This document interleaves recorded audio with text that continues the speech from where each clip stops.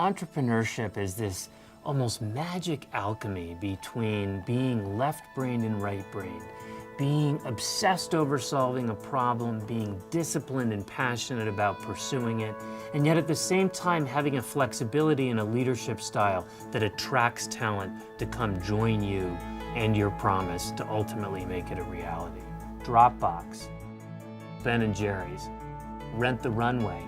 Each one of these cases are really terrific examples of how to build value, how to scale and grow value, how to finance that, and then ultimately how to build a brand and culture.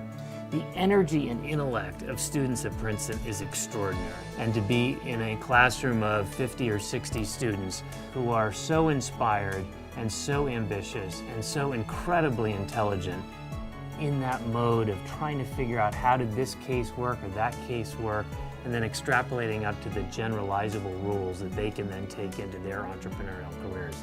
Honestly, there's nothing better. I am a firm believer that Princeton is uniquely qualified to build entrepreneurs for the next generation because you need both these skills.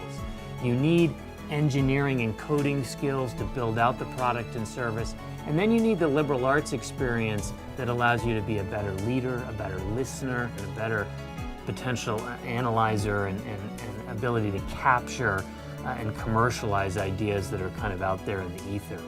So I believe that poets, history majors, philosophers, computer science majors who have that spark and desire to create a business are candidates for this course, because this course is really about taking an idea and scaling it up for impact.